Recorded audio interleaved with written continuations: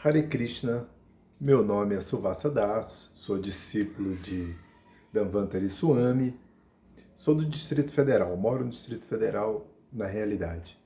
E aproveitando este mês de Goura Purnima, logicamente, eu gostaria de ler aqui um verso. Antes de eu começar a falar o que de fato eu gostaria de falar, eu vou ler um verso, né, e, vamos dizer assim, de adoração a Chaitanya Mahaprabhu, que é Namo Mahavadanyaya, Krishna Prema Pradayate, Krishnaya Krishna Chaitanya Namine Gaura Tuishe Namaha. Ó encarnação mais magnânima, tu és o próprio Krishna que aparece como Sri Chaitanya Mahaprabhu.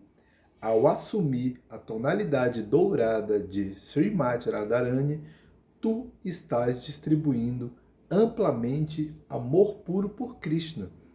Oferecemos-te nossas respeitosas reverências. Então, eu sou teólogo, tenho formação em teologia, então vou dizer assim, eu tenho formação em teologia, não necessariamente um teólogo, porque eu não pratico e não vivo de teologia, por exemplo. Eu aplico apenas para estudos particulares e coisas que eu faço nesse âmbito. Eu participo de fóruns com cristãos, né? Eu me formei numa faculdade controlada por uma instituição religiosa evangélica,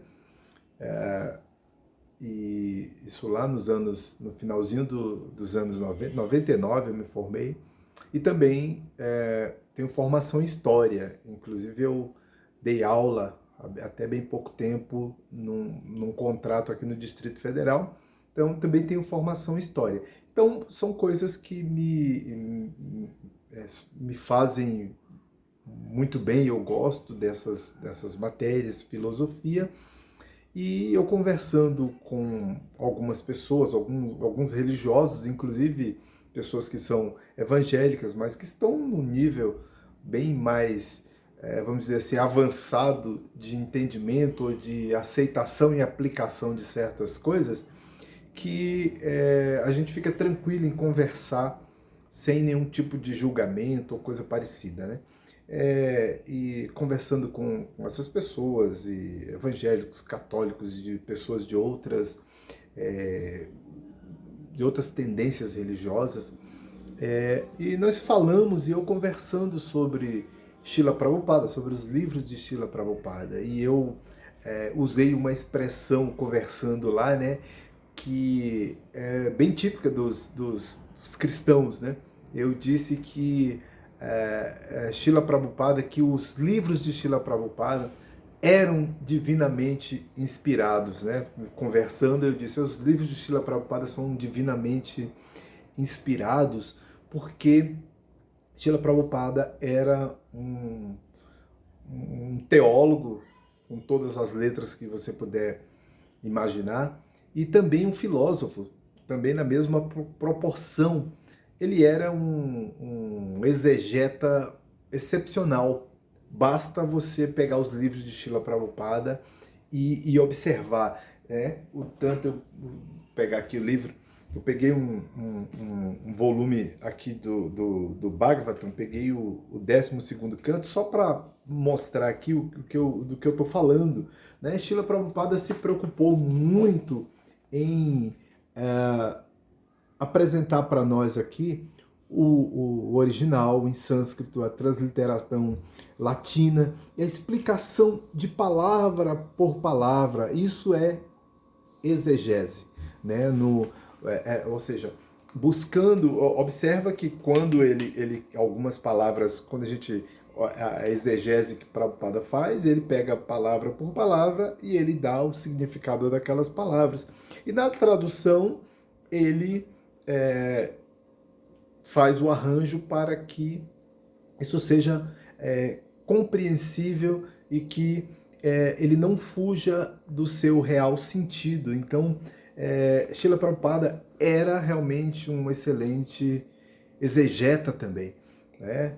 E além de ser um grande apologeta, né, um defensor de Deus, né, de Krishna, um ávido defensor da questão religiosa e filosófica, né? E fica.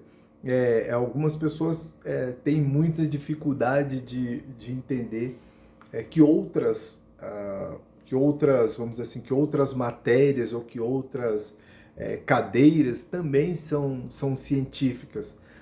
E isso causa alguns problemas entre pessoas que acreditam apenas na ciência pura e apenas física, biologia e química seriam ciência, quando na realidade nós temos outras ciências. E Srila Prabhupada fica bem explícito, não só nas suas falas, dos seus discípulos, nos seus livros, e nos livros dos seus discípulos e no livro dos discípulos, que nós somos, de fato, participantes de um movimento teofilosófico, né? Ou seja,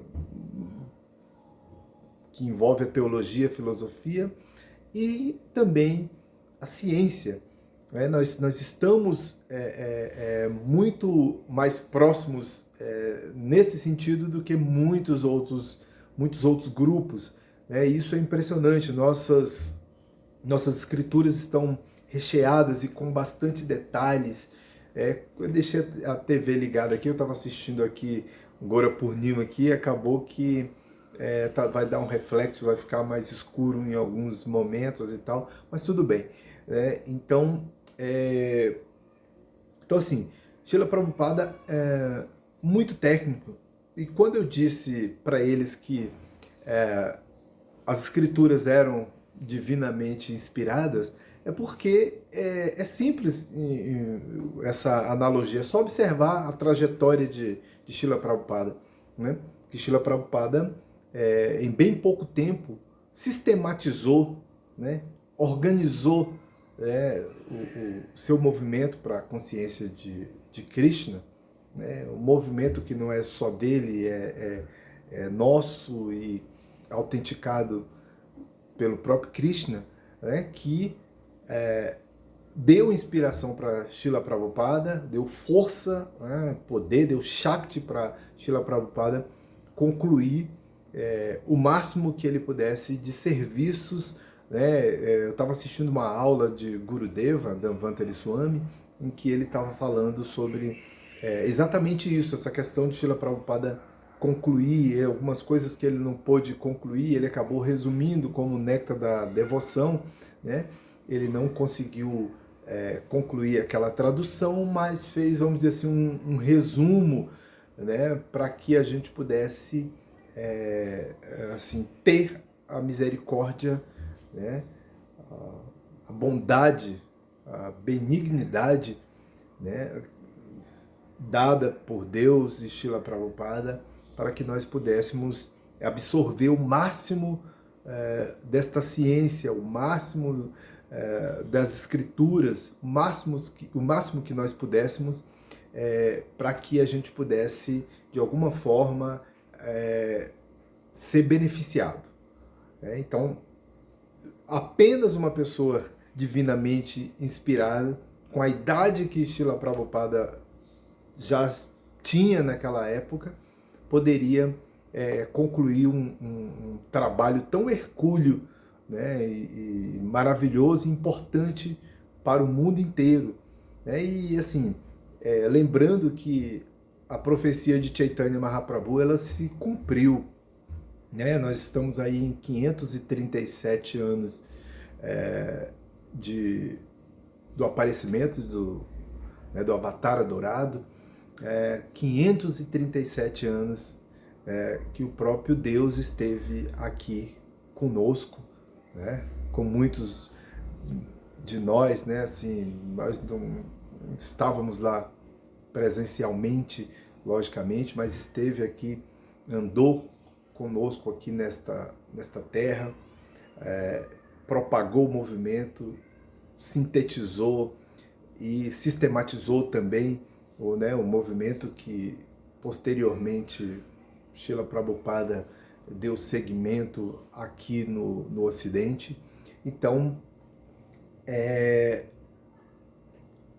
Srila Prabhupada, assim, nós não temos como não dizer que ele era uma pessoa divinamente inspirada, né? Como eu disse, a profecia de Chaitanya Mahaprabhu, ela se concretizou quando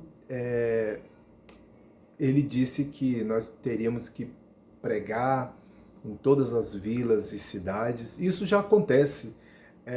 Ele não nos disse assim, olha, isso vai acontecer de tal forma. Não. Acontece que hoje, em qualquer lugar, alguém tem um telefone celular, alguém assiste uma palestra, alguém ouve o cantado Mahamantra pelo aparelho telefônico, né, seu smartphone, ou de alguma outra forma, pelo computador, recebe de alguma forma, ou seja, a palavra ela está sendo espalhada de qualquer maneira, né? As mídias sociais servem também a este propósito. É lógico que eles são utilizados para todo tipo de coisa, das mais imorais e indecentes até as mais divinas, né? Então, nós que buscamos as coisas divinas, estamos conectados com esta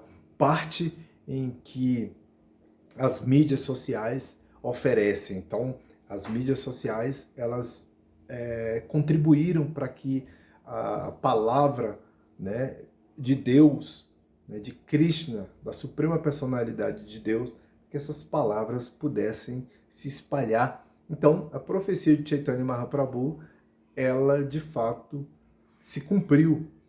E continua se cumprindo, mas ela já se cumpriu. O propósito de espalhar a mensagem em todas as vilas e cidades, em todas as partes do mundo, nos lugares mais difíceis que você puder imaginar, a palavra já chegou. Chegou em tribos, em vilas pequeníssimas, assim, das menores que você puder imaginar.